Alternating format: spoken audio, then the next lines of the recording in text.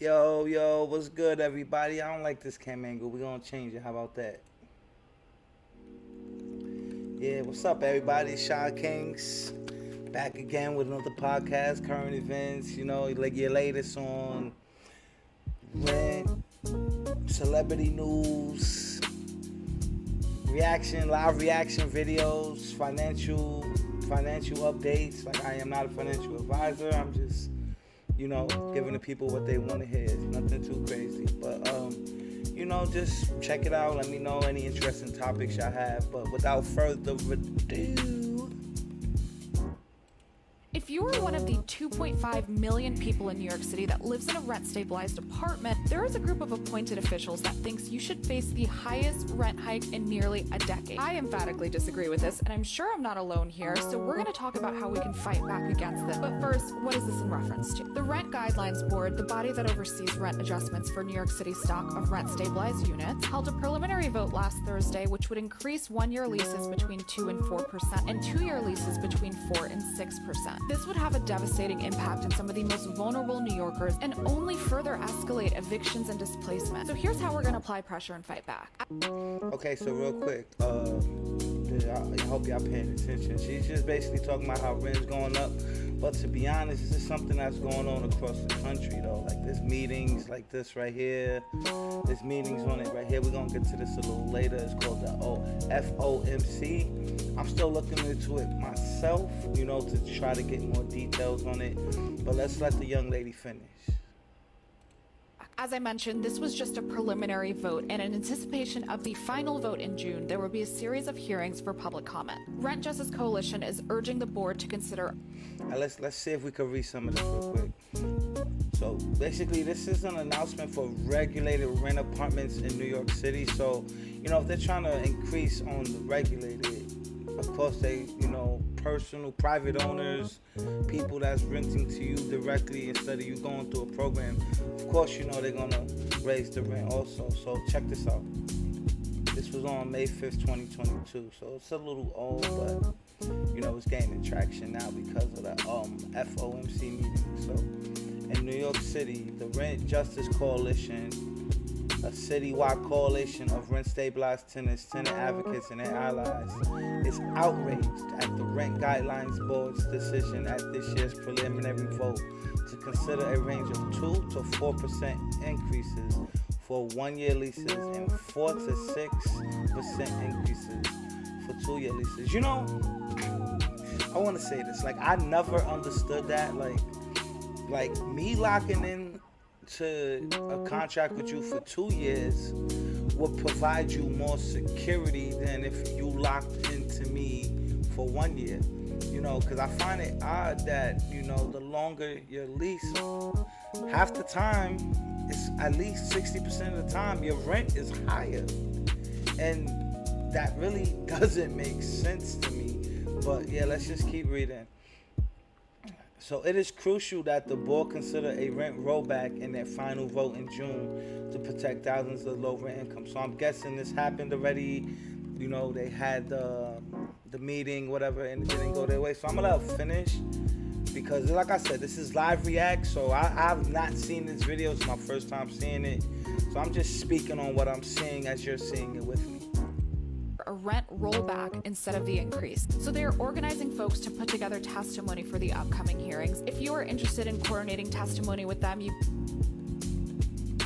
Okay. That wasn't good. Anyway, we're gonna move on to the next thing, which is this. I want to talk about this, but let's see what happened here. Let's see if we get this going back. Yeah, it's buffering. Yep, I don't know what happened there. So we're gonna close her out. But anyway, that's just a quick update. I don't know what happened just now. Technical difficulties, I guess, but she froze up on me. Okay, so this is Queen Elizabeth. She was laid to rest. Let's just check in on this.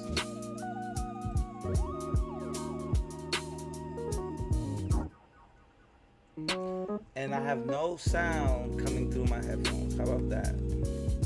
How about that, y'all? Give me a second.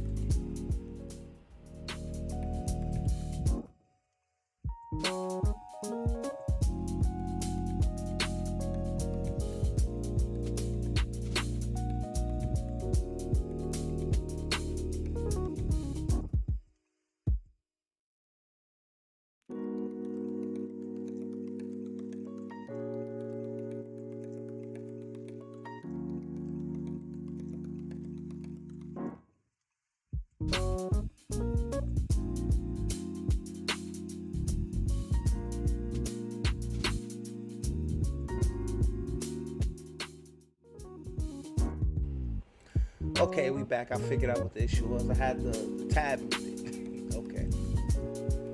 So basically, I'm the Queen Elizabeth been old my whole life. I'm just gonna say that now. So, you know, this to me happened is just natural, you know, but I'm not here to celebrate her life or celebrate her death. I just, you know, this is just something that happened, so we just gonna just look at it real quick, you know. But I haven't heard necessarily the best things about her, you know. So our condolences, you know, that good stuff we do. But she wasn't necessarily the best person in everybody's eyes. So I'm gonna keep my opinions to myself. I don't know the lady personally, but I do want to talk about this right here, though. Everybody keeps talking about quiet quitting. Quiet quitting. Have you heard the phrase quiet quitting? In 2022, American workers say they are taking a step back from their jobs, which isn't great news for the economy. Prosperity of the whole country and the prosperity for you and me depends on productivity. U.S. worker productivity in 2022 had the steepest drop in the last 70 years. Wait, can we get a quick wasted for that? Because, like I was telling somebody before, I was like, people don't want to work the same way they used to work pre-pandemic. And I don't know if it's arrogant laziness or worker empowerment. But people aren't settling for lesser wages. You're not going to treat us like crap. It's, you know, it's even something I'm going through right now with my job. I feel like I'm worth more than what they pay me. It could be paying top dollar, but the fact that you can't find people to do the job, and then let alone to find people that could do the job the way I'm doing the job, you know, it makes me just, you know, question, really, are these companies trying to pay people their worth, or they're still trying to employ pre-pandemic tactics as in retaining workers, and that doesn't work no more. Like, people are woken up, people are smarter now, people value their worth more. So let's continue. For years. Here's why labor productivity is so central to the economy, and why big drops can be difficult to recover from. Productivity is the amount of output of goods and services that workers produce for every hour they put into their jobs. What most economists look at is the productivity rate, which is calculated by the Bureau of Labor Statistics, or BLS. The BLS finds the productivity rate by dividing the national output by total labor hours. It might seem simple, but actually, there are a lot of factors at play. So there's a lot of input. All right, so look, let's pause this real quick. So, I find this funny because to me, it's like, what did you expect? You know, like, gave people a bunch of money to stay in the house. And then what makes it sad is that America wasn't even giving people the amount of money that other countries was giving it people. Like in America, we still got, like, if you don't have money, you get the lowest level health insurance. There's people that don't even know what it's like to have to pay or worry about health insurance, you know, and it's just, this is kind of, you reap what you sow. But let's continue. Let's hear what this man has to say. And a lot of data that get revised later on that make it one of the more complicated statistics to look at. Going back to the equation, let's look at labor hours. That includes hours worked by wage and salary workers, the self-employed, and unpaid family workers. The other input, national output, comes from the Bureau of Economic Analysis. The main factor is gross domestic product, a measure of the nation's output of all goods and services, including things like food, gas, and healthcare. But the equation also leaves some things out. When officials measure productivity, they're trying to look at the activity of the private sector. So they'll strip out things like farms, they'll strip out things like nonprofits. What they're trying to do. And this is exactly what I was saying. Like, you still expecting the same productivity, the same work ethic, the same attitude, and you're actually stripping people of certain perks of the job. Like, even health insurance ain't the same. Like, some companies are giving good health insurance, but a lot aren't, you know, and it's not fair that you expect me to come and give you the best version of myself and you can't give me the best version of yourself. You know, if I'm replaceable, then replace me and don't complain. Do is get to the kind of core of the business sector of the United States. And it's a metric that can be important for workers. The productivity of workers is a key ingredient in creating income, whether it's corporate income in the form of profits, or whether it's individual income in terms of earnings. And that really is the path to prosperity. And because productivity is so vital to the economy, variations in the rate can cause repercussions. Let's look to this drop here in the 1970s to find out why. A drop like this can indicate a productivity shock. Well, productivity shock is when something good happens or bad happens. Productivity shock. So before he tells us what it is, we're going to read the definition that they have here, and I'm going to give my opinion on it. An event that changes the ability of workers to produce their product. COVID-19. Don't flag me, YouTube, but it's the truth. You know what I'm saying? Like, as you can see, I was just talking about pre-pandemic employment and post-pandemic employment. It's literally not the same anymore. You know, the people that worked through the pandemic, thank you so much. You are highly appreciated. You know, and this is not a jab at you because you was appreciated. Because, man, there's certain things that I don't even know how would have got done without you guys. But yeah, so an event that changes the ability of workers to produce their product. Pandemic. Changes the ability of workers to produce whatever it is they produce. There were a lot of things going on in the 1970s, like when OPEC nations implemented an embargo in '73, pushing upwards prices for oil and gas. And while Sounds those familiar, costs don't were it? going up, so was the amount of workers, as a large influx of women looked for jobs, driving a labor surplus.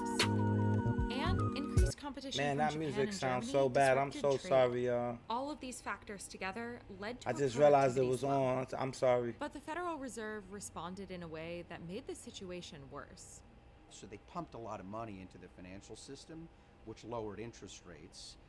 And those lower interest rates and the more money, instead of getting the economy to grow at a faster rate, just created inflation. And underneath it all was that the economy didn't have the capacity to deliver as many goods and services as it had been doing before. They made a mistake, and it made a bad inflation problem even worse. It took the Fed years to fix that problem. But not all productivity shocks are negative. In the 1970s, we had a negative shock. In the 1990s, we had a different kind of productivity shock. This time, it was a positive one, a tech revolution that led to rising productivity. Indeed, data on our national The whole internet revolution, computers. I remember, you know, it's funny because for years I was like, yeah, Mac, iPhone. It wasn't until I got a MacBook recently, looked at it and saw the Apple and was like, wait, Apple used to make computers first. So Apple used to make computers first. Then they got into the further into the tech industry as far as making cell phones and, tablets and stuff like that. Apple TV. I don't really watch that though, but yeah, they got it. economy in recent months are beginning to support the notion that productivity growth, the basis for increases in earnings, is beginning to pick up. Computer chips were being produced at a faster and faster rate with higher and higher capacity. The internet became a thing. Mobile technology advanced. And so worker productivity grew because of that technological shock. And that led to a lot of benefits for the whole economy. The high productivity meant businesses could sell more, pay workers more, and increase profits, while leaving prices largely unchanged. But it didn't. We had more money then. We had more money. We was able to do that. People were building businesses from the ground up. There was a lot of innovative technology coming out, a lot of innovative things that actually changed the entire world. Like, I'm from an era where I didn't have readily available internet. I couldn't just pick up. Like, now you could pick up the phone, you can call people while you on the internet, while you on YouTube. Before, I almost got in trouble one time. I picked up the phone, my mother was on the internet, and it disconnected the internet. It used to make a real staticky sound. I don't know if I have it, but just know it was like Last due to a stock market bubble that burst. It was the bubble. The bubble has now burst. do not pick up the phone when your mother is on the internet in the late 90s. It was not going to work. We've all been waiting for the next productivity boom, and we haven't gotten it. And we were seeing improvement before COVID hit, and then that changed the whole story. The breaking news, stay at home. Oh, That is the he order could say tonight from COVID, though. 4 state governors as the coronavirus pandemic spreads. The pandemic had significant effects on worker productivity. Manufacturers and global supply chains operated below I mean, I'm just going to pat myself on the back real quick. Everything that I said, because once you get a definition of something, you kind of can figure out where they're going with it. You understand, like, if the pandemic really changed us, It also birthed millionaires, but we're going to get into that. capacity. Ships were stuck at port, and workers were stuck at home. To keep people spending, the Fed moved aggressively to stimulate demand. The Fed thought that the worker productivity would kind of go back to the way it was before the pandemic, and it didn't. And in the process, they overstimulated demand. So when you have too much demand and too little supply, you get inflation, and that's just what we got. And fundamentally, at the root of it was because Fed policymakers didn't really understand how the productivity tides were shifting once again underneath their feet. In the first quarter of 2022, productivity fell over 7%. Then, in the second quarter, it dropped another 4.6%. Productivity is ultimately the source of wage growth for workers, profit growth for companies, and economic advancement. So it's really central to the prosperity of the economy as a whole and the well-being of millions of Americans. Economists say drops in productivity Yeah, I also know, make my it camera- even harder for the Fed to First of all, that's my man Cuffin the Dip. He in the chat. He will be live at 10 Eastern time, 9 Central time. You know, so if you're in New York, it's 10 o'clock. Wherever else you are in the world, you know, if you're in London, I believe it's about 3 in the morning. But yeah, my camera's tweaking, bro. After this live, you know, I'm gonna try to see what's going on, but you know, I take it where it's working a little bit right now for me. It's like I kind of like it. It gives me the now you see me, now you don't kind of vibe. I like that a little bit. I ain't gonna lie. Kind of go with the shirt. If y'all ain't know, Rolling Stones, we outside. accomplish their goal of lowering inflation. We're not going to know where we are, I don't think, for another year or so at best. The risk is... Okay, so this video is about to end. We're going to cut it short. We know where we're going. People aren't going to ever, at least not in this generation, like we're not going to work the same. Like we're not going to do things how we used to do it. There's too many avenues. There's too many streams of income to be had now.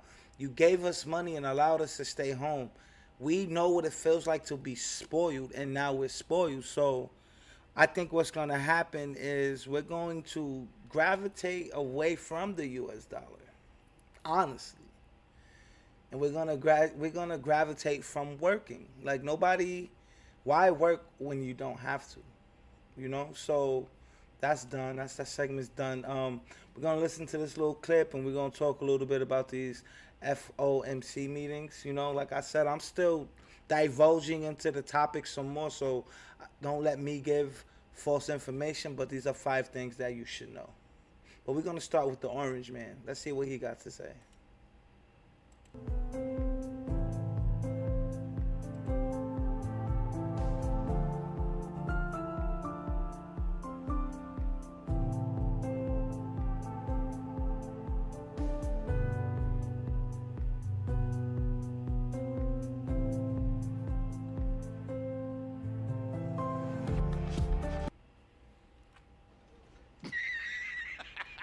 Yo, this dude is savage. You seen the tweet? You serious? Yo, why is he that way, man? Let's bring this back. Let's see. Let's look at this. Look at this, man. Yo, this orange dude be bugging. And I don't dislike him. I don't have a personal vendetta against him. He's just an orange man. So look, they call me a ratings machine. Don Lemon was also a ratings machine. In reverse. Yo. He killed ratings, ate them alive, and always will. If he interviewed Elvis back from the dead, nobody would watch.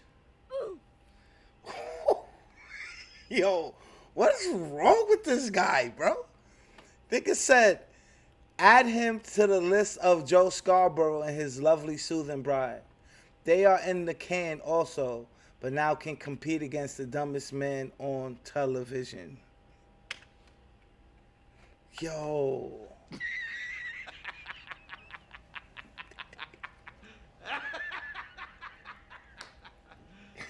You serious? Yo, can we get a... Finish him. Fatality. Yo, I'm so done with Donald Trump, man. But yeah, so that was just him being Donald Trump. But like, let's see what's going on with these FOMC meetings. So here are the key events taking place yesterday, which was Tuesday. You know, a lot of people didn't know, but there was also some meetings today too. The Fed relief in 2024. The Federal Reserve is unlikely to pivot and cut its benchmark interest rate until 2024 at the soonest, which is a year and a half from now, pretty much. As it tries to crush the hottest inflation in 4 decades. Well, you know, what do you think is going to happen if you keep printing money? Like, you're just printing money. Like, okay, we can print it, but is that how you want to value your dollar at oh, don't worry, we just make more. No, you need to retain jobs. You need to be fair. You need to have even taxes across the board. Or if not, you need to tax the people that make more, tax them more. Stop giving tax breaks to people. Stop. Just stop. Like if somebody is trying to build something, you don't punish them for it. Like there's so many things in this system that is designed to keep people like us, middle class, lower class, keep us down, and it's not right, But let's keep reading.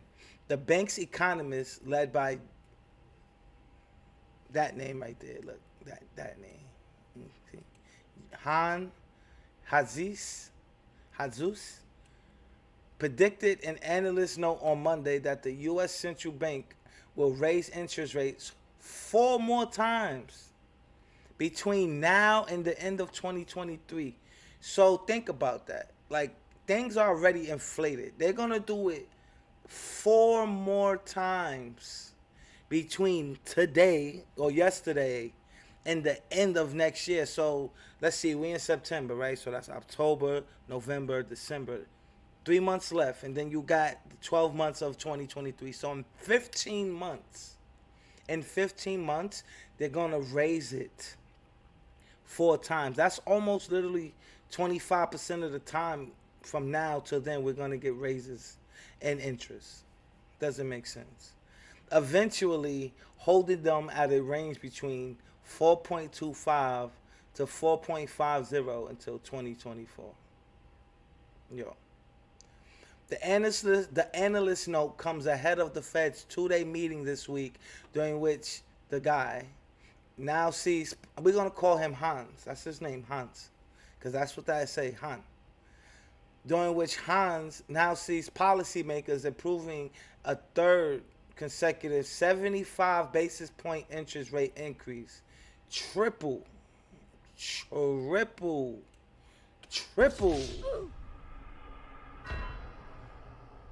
the usual size. Goldman Sachs then predicted that the Fed will deliver back-to-back half percentage point increases in December and November, followed by a 1/4 percentage point hike in 2023 and 1 rate cut in 2024. We see several reasons for the change in plan, Hans wrote. The equity market threatened to undo some of the tightening in financial conditions that the Fed had engineered. Labor market strength reduced fears of over-tightening at this stage. Fed officials now appear to want somewhat quicker and more consistent progress toward reversing overheating, and some might have reevaluated the short-term neutral rate. That is called jargon. So that's politician talk. That's not for us. So I'm going to try to break this down for layman's terms. Basically, he's saying we're increasing it because we lost money and we need to make it back. Some might have rerouted the short-term neutral rate. Basically, we overestimated the fact that people who wanted to work and re-stimulate the economy. We didn't think people was going to stay sitting on their butts after the pandemic, which is why we rushed the pandemic to come to an end and people are still getting sick. That's what he wants to say, but he's going to speak in politicians, so this is what he has to say. Although Goldman economists, like many other experts, initially thought the Fed would reduce the size of rate increases after July, that change after the August inflation data released last week came in hotter than expected. The Consumer Price Index unexpectedly rose 0.1% in August from the previous month, dashing hopes for a slowdown. On an annual basis, prices are up 8.3%. So from September 2021, so from September 21 till September 2022, everything costs 8.3% more than it did 1 year ago. That is crazy. And then they're talking about between now and the beginning of 2024 to add another 4.50 to that. That's almost what? That would be almost 13% from now until the beginning of 2024. And that's if they lower it then. Who's to say they're going to lower it? Stocks fell sharply after the surprisingly hot report on fears of an even more aggressive Fed, with the Dow sliding 1,276 points, the worst day since June 2022, right around the time people realized we wasn't going back outside. There was no going back outside. Housing report investors are eagerly awaiting a Tuesday morning housing report to gauge another factor how inflation is affecting the economy. At 8:30 Eastern Time, the Commerce Department is expected to say the number of new homes under construction in August dipped 0.1% to a seasonally adjusted annual rate of 1.445 million. That will mark the second straight monthly decline to the lowest in a year and a half since February 2021. Housing starts have tumbled 20% in the 3 months since hitting a near 16 high of a 1.810 million in April. So basically, more politician talk. So I'm gonna try to break this down.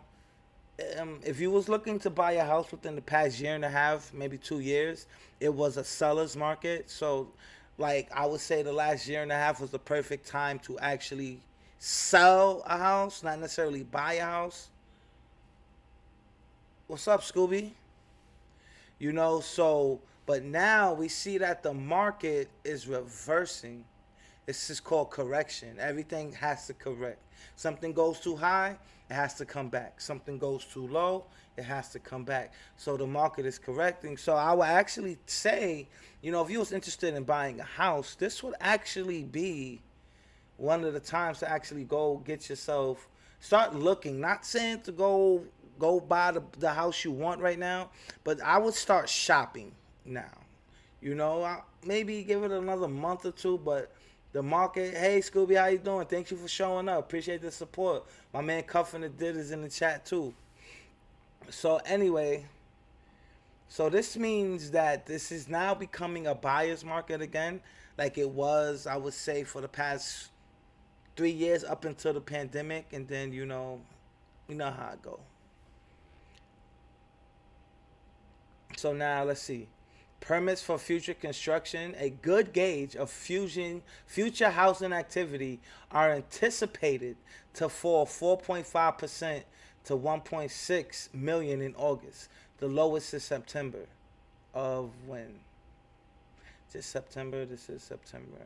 We're just gonna, for context, January's print of 1.899 million was the highest since May 2026. Exactly. So they're building less houses because they're not selling the houses they're building. So what's gonna happen is they're gonna start lowering prices, gonna start asking for less money.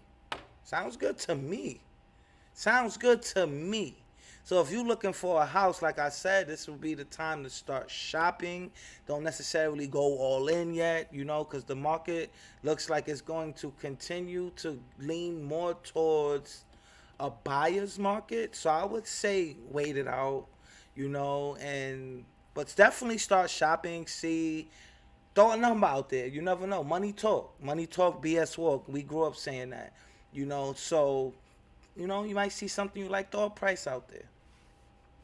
So now, remember I was saying, like, the meeting started yesterday and they're going to conclude today, as you can see right here.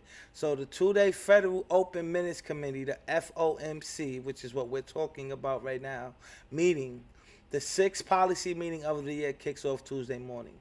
It concludes Wednesday afternoon with the Fed's rate decision, policy statement, summary of economic projections, and post-meeting press conference with Fed Chairman Jerome Powell. Oh, he black. Jerome Powell, he black. More power to you, my brother. You in a position of power. Do the right thing. The Federal Reserve is widely expected to raise the federal funds rate by 0.75 of a percentage point to a range of 3 to 3.25%, up from the current range of 2.25 to 2.50%. It would be the central bank's third consecutive 75 basis point rate hike, following moves in July and June. Fed rate hikes won't stop inflation. Okay, this is another article. We're going to skip over that. You serious? Look at Cuff saying he, oh man, he unseasoned? Oh, it's all right. He representing with the Jerome. Parents must have had some soul, some collard greens and some yams or something. Prior to June, the Fed hadn't done a 75 BPS rate increase since November 1994. So we're seeing things happening that we haven't seen in almost 30 years, guys. 30 years. So I don't know how you guys feel, but I'm ready to become my own boss. I'm ready to work for myself. So y'all guys keep fighting over there and let this market come to the buyers. Just keep letting the market come to the buyers. We appreciate it. Before that, the funds rate had been in a 0% to 0.25% range following 2 emergency rate cuts in March 2020 in response to the global pandemic. The Federal Reserve's balance sheet currently stands just shy of $9 trillion, having doubled since the pandemic as the Fed bought trillions in treasuries and mortgage-backed securities to try and hold off an economic collapse. The central bank began winding down its balance sheet in June by allowing up to $47.5 billion per month. Can I get some of that? Give me $1 billion. I'm gonna make sure everybody I know eat. To mature without reinvesting the proceeds. That figure has doubled as of last week. So this doubled since last week. But we broke though. The Federal Reserve's preferred measures of inflation, the year-over-year change in core personal consumption expenditures, I don't know if it's expenditures, just stay with me, cooled a little more than expected in July to 4.6%. It was the 4th month in the last 5 of slowing growth, down from a 39-year high of 5.3% in February, but still significantly above the 1.5% level at the start of the year. This right here is what we want to see. See this? Markets, bonds, and stocks higher. Major U.S. stock indexes inched up Monday, and bond yields hit their highest level in more than a decade as investors looked ahead to the Federal Reserve's interest rate decision later this week. The S&P 500 rose 26.56 points, or 0.7%, to $3,899.89. All right, that's not a dollar amount, but yeah, that's how much it rose. I don't know why I thought it was a dollar amount. I got a little carried away. Don't quote me on that. The broad market index opened with losses, but rallied in the last hour of trading, putting it firmly in positive territory. The Dow Jones Industrial Average advanced 197 points. So real quick, let me see if we could find these stocks that they're talking about. So this is Apple. It's in NASDAQ. We're going to see what it's doing right now. So it went down, but that's just one. So let's go out of here. We're going to zoom out. I forgot to do this. Okay, so now we got Tesla. Everything's down right now because it's after hours, but they closed on a high note. So hopefully they carry the momentum. That's just the stock market. It's not financial advice now. We're trying to corroborate what's being said. We don't want to just, that's one thing you never want to do. You never just want to hear something and believe it. You want to make sure that you're following up, that you're doing your research. This way you understand more of what's going on. You understand what I'm saying? So that was Apple. Let's look at Tesla. Let's see, look, when the market's closed, they was up, then now they're coming back down, but let's see what happens tomorrow if it continues on a pattern of up or down. It's like you see, it's been trending up. So these are all the stocks, and this is from the beginning of the month up until today. So, we had this little one red area right here, but mostly it's been going up, going up, going up. That's Tesla. So that's NASDAQ. Let's see, this is NASDAQ also. So it's looking like NASDAQ had a pretty good day also. Let's see if they mentioned that. They didn't, but, oh, it did, look. And that was only 86 point stat. So we're looking at right here, this is only like altogether, that's 86. They combine it together. So that was up. So you have some that's up 26 points, 197 points, the Dow Jones, so this is I hope you bought the dips, right, Cuff? You gotta tell him, man. I gotta make sure y'all check out his channel. His channel is Cuffing the Dip. He's going live every day at 9 p.m. Central Standard Time, which is 10 p.m. Eastern Standard Time. So right around the time I get off of here, you can go check out his channel. I could put a link in the chat, or Cuff, if you want, if you're here, you could drop your link in the chat. And I definitely recommend going to his channel for more info on crypto. Which, speaking of that, let's look. Nothing out the usual. It's going back up after going down. See, so in the past, this is what I like to look at. So Ether, I wasn't giving financial advice. I do want to say this, but what I was told was Ether might go under 1,000. It might go under 1,000 because this is lower than where it bottomed out last time. So like this is a stable coin, so it's probably always going to be $1. You might see it at 99 cents. You might see it at $1.01. But for the most part, it's always $1. So like, let's say you're losing money right now, and you're scared, and you don't back out. Don't just give up on crypto. Move it to a stable coin. So you got USDC, which is another stable coin that the price ain't going to change. So like, if you want to protect your profits, of course you're going to pay the gas fees to transfer it over, depending on your what's the word I want to use, depending on what you're using to trade on. Me, I use Coinbase Pro to exchange currencies into other currencies. That's what I do. I'm not recommending to use it, but it's something that you can use. And if once you pay a fee to be a member, and you can actually transfer your currency. So let's say I had like 5 Ethereum, which would make it so 5. And if you don't know, 5 Ethereum means that you have this amount right here times 5. So you actually own 5 of that. So that would give you around 6,000, 7,000, maybe like 6,500 or something like that. So you can take that and lock it in at that price and move it to a stable coin. Now, if it goes up and you still have your money in the stable coin, you're not going to get the profit, but if it goes down, at least you protected what you made, or you protected your investment. It's up to you. It's not financial advice. I'm not a financial advisor. I'm still a baby into this crypto industry. I just made a few personal investments. I'm actually feeling a little confident enough now to be able to even do this, so, but look at this. This is Ripple XRP. It's actually up 18% in the past 7 days.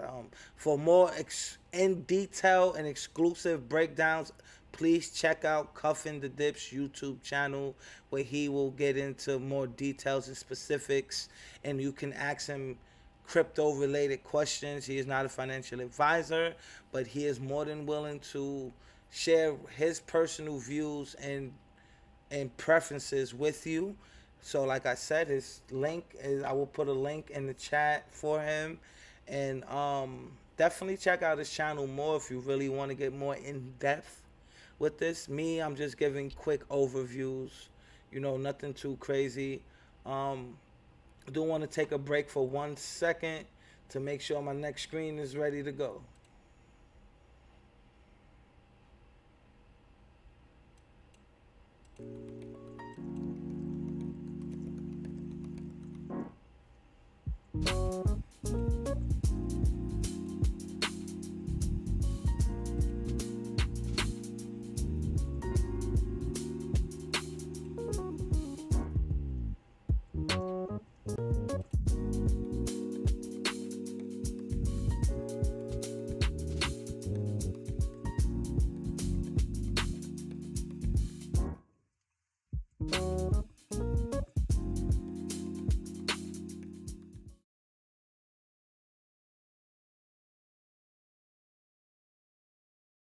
And we are back. Let me see if we can get this little music going low now. Let's see. If that's too loud, let me know, y'all.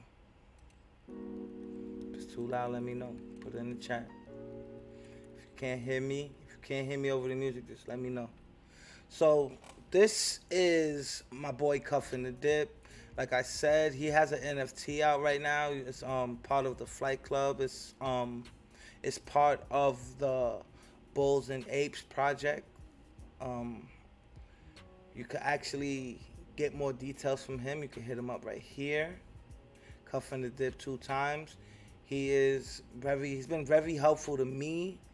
You know, he's giving me more confidence and making certain decisions. I actually got my first NFT courtesy of him, and this is it, right? This is actually the NFT right here. This is just the picture, but this is what the NFT looks like, and it's 100,000 in prizes spread out throughout the collection. He's doing giveaways right now, so make sure you like and subscribe to his channel. You follow him on Twitter. Make sure he also has the Flight Club, which is the actual project that the token is. So this is the Flight Club. This is not a picture of the NFT, but this is like, you know, make sure you see this and you're on the right page. See, he's been doing giveaways. Let's see what I got. I got some giveaways. I won some things. Look, I won. You know, matter of fact, I could show you me winning last night. Where's it at? Right here. So let's watch this real quick, y'all. Also, an open chat, so you guys are more than welcome to join if you guys are like, okay, word. And once again, this is my boy Cuffin the Dip's channel. It's Cuffin the Dip. So CUFFIN space THE space DIP. This is what he was doing his giveaways last night. And as you can see, there was people winning NFTs in the chat. First of all, you got to be following the Flight Club. The Flight Club is definitely the space that you're going to want to be following, guys. A lot of information goes out here, but we got an AMA with Texas Tornado tomorrow, 6 p.m. Central Time, guys. So definitely tune into that one. Definitely, of course, we'll have some giveaways there, of course. Love the thumbnail. Nail snapped on that one. Then you see the Twitter space. It's actually 10:35. So you guys are more than welcome to come through. All you guys have to do is go ahead and throw a notification. I'm so confused. Like Double Dash, you're confusing me right now. Like I'm lost. Hey wife, my wife sent a chat. Hey baby, how you doing? You know what I mean? Like. So this is the actual giveaway right here. You know, simple. If you're a member of the channel, you could subscribe. You know, support. Let's support each other, everybody. You know, this is the actual. It's randomized. There's no cheating. You know, and see, Roberta Springer. Right, so it's not we rigged. Had enough members win. We had a couple days where members were able to win. So this one we will rerun. He redrew it. Do it earlier. Also, Roberta has become quite lucky. Bam! Let's do it again. Let's get it.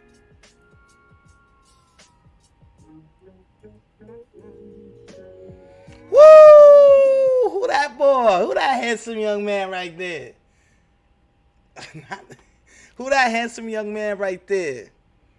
Thank you again to my brother Cuffin the Dip for the NFT, for putting me into the game. Like, I used to think NFTs was more of like, I honestly thought they was a scam. You know, and so for me to be convinced, I'm letting you guys know there are really, really good projects out there that you should look into, you know, and like this was like, we had so much fun last night. You know, he does Twitter spaces where we actually was playing rock, paper, scissors with the Twitter emojis, and he was doing NFT giveaways, you know. So I mean, like I said, I am just here to deliver the message. If you want to speak to the person delivering the message, this young gentleman right here in the corner is the place to go. You can see at the top, you can follow him, Flight Club Twitter, on Twitter, Cuffin the Dip 2 times, 2x.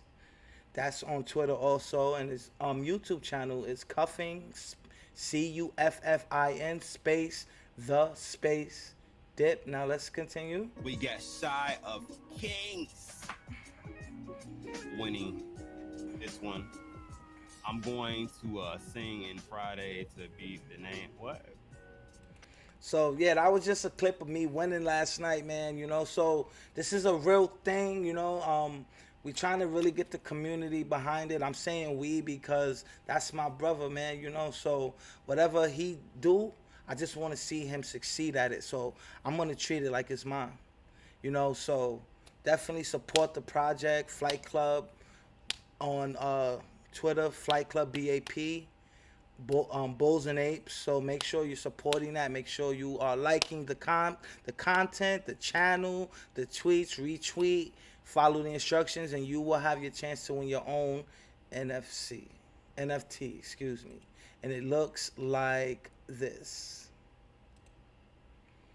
And if you don't win anything as far as cash, you also have a stake in it. So you actually own the NFT. So I mean, what is there to lose by actually retweeting and following somebody that's gonna give you money? It's a win-win for me. You know. But yeah, this is actually what he does. So I'm gonna play this so y'all can actually see again.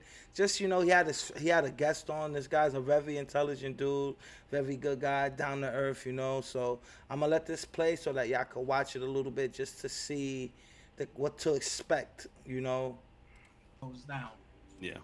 So yeah, and vice versa. Yeah, you said it's currently going up, right? Yeah.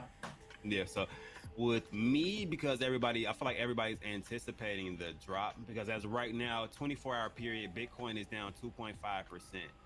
Then we're looking at Ethereum down almost about 2% also at about 1,300. This is about the range that it stopped after that free fall that it took for a little bit. So I've been between that. Going viral?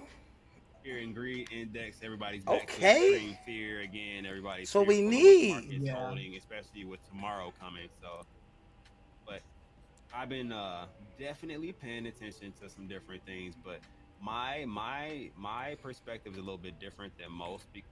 Make sure y'all pay attention to what he's saying because, like I said, he is not a financial advisor. He's giving you his perspective, and he's been pretty successful. This man is fully self-taught. He sat down with himself and learned how to do all this stuff. And he's actually, from 1 year ago till today, I actually had him on the channel, my last podcast, and he's going to be reoccurring on my podcast. It's like I said, it's my brother, and I'm fully behind his project. I'm about to buy into the Flight Club myself. So I will be official Flight Club member once I get the deets, and I will let you guys know the deets as soon as I get them. Because I've been paying attention to the week time frame a little bit more than most people. Just because I feel like the week time frame kind of tells more, because if you look at it, we never came out of that downtrend. Even when people were like, "Oh yeah, man, we've reached the bottom, we're going up." How are you able to definitively say that, and if we haven't broken out of the downtrend that we've been in for some time now? You know what I mean? It's hard to say that we've hit bottom and we're.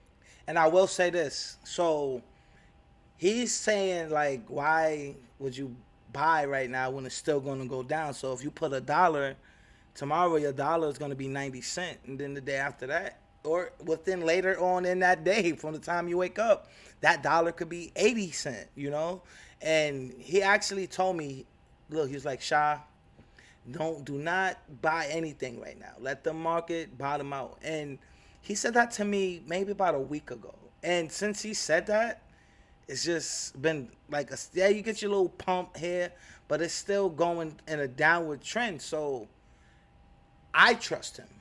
I trust his opinions, and I value his input, and I recommend that you guys really check this man out. We're about to go up with no indication of breaking out of the current trend that we're in. So that's what I was kind of looking at. Then the different levels that we're currently looking at right now, like right here around this range. DPVR, right? Yeah. Nice. Yeah. I haven't been able to use it yet, but it's a real good indicator. Yeah, this is, to be honest, this is I I don't want to say one of my favorites, but incorporated with this one too. Are you familiar with this one? Crypto, welcome to the chat, my brother. Good to see you. Which one is that one? All right, so this is called the Smart MCDX. So pretty much this is an indicator that gives you a reading on when you have smart money in the market versus retail money versus the money that's kind of just floating around. The yellow will be the money floating around. Hambone, thank you for popping out, man. I appreciate you, my brother. How you doing? As the smart money leaves, the market goes into a decline. Thank you, everybody, for the support. I'm so glad that y'all came. I do want to, Yeah. I do want to hurry up and you know, get this out the way because Cuffin is going live, and the worst thing I want to do is compete with his time, you know. So I will be wrapping this up in a few minutes. I just want to thank everybody for coming out, and I appreciate all the support. I'm still a small content creator. I'm still growing. My podcast focuses on more than just this, but financial freedom is what we all strive for. So I will always speak about this all the time. You could tune in, and I will definitely give you the updates if you haven't checked out Cuff and the Dips channel yourself. I really don't watch too many content creators, especially when it comes to my finances or recommending other people to about their finances. But I feel like with him, I could stand behind him and I could put both feet behind him and let you guys know to follow him. Definitely not saying do what he does, but definitely take heed in the advice that he's giving. This is a self-taught man, and one day he'll be a self-made millionaire. We're going to talk it into existence. We're still in the same downtrend due to a lack of market and just retail money controlling the market right now, which is you can see this on lower time frames also. But using this and a couple other indicators is how I kind of. You're welcome, Hambone. I really appreciate you coming, brother. My brilliant deduction, if you will. You know what I mean? Just my estimations of what I'm kind of looking at. But the main thing that I was paying attention to right now is this this level of resistance right here and support level that has been built up beforehand. I definitely have noticed that it's definitely sitting around this range, but it looks like it's sitting on the ledge right now. So it may bounce right here around this range at 1200, but I think that regardless of if it's 75 or 100, we're going to come down a little bit, bounce off of this level, and depending on if. And he said this yesterday, and this, what he said is exactly what happened today. You know, so basically, this is about it. I was gonna play this video from World Star Hip Hop, but I'm gonna try to end the stream. You know, we're gonna just stick to financial advice tonight. Not advice, excuse me. Do not. This is not financial advice, but we're gonna talk about securing our future and our finances tonight. That's what we're gonna do. Keep an eye out for the FOMC. Like, keep everybody. This affects everybody, not just me, not just you. This affects everybody. You know, so I definitely think that you guys should definitely keep your eyes glued to this. This is a very important thing. Don't be distracted by celebrity gossip tonight. We're not doing that tonight. We just worrying about financial things like this, because this will affect you. Like I said, the buyer's market is coming, guys. So definitely be on the lookout. You know, if you wanted to buy a house, the time is coming. It's arriving. So like I said, you want it, it's out there for you to get it. Peace and love to everybody. Thank you for coming out. Y'all have a great night and bless everybody.